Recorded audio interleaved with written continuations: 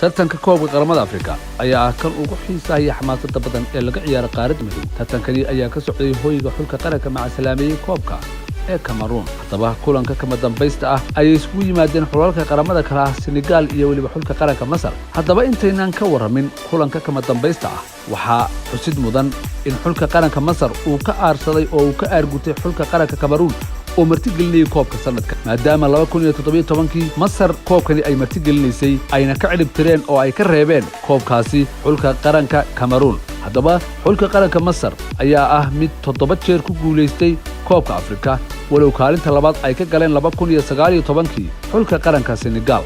haddaba kulankani ayay xiise gaara waxa u yeelaya kama dambaysta ah labada ciyaartoy ee ka kala socda Masar iyo waliba Senegal una wada ciyaara naadiga Liverpool waa Sadio Mane iyo waliba Mohamed Salah. waxaa sidoo kale la kala saftay labadani ciyaartoyda naadiga kooxda kubadda cagta ee Liverpool. haddaba Mane iyo Salah yamaa guuleysan doona. Absalam Brown, MMTV.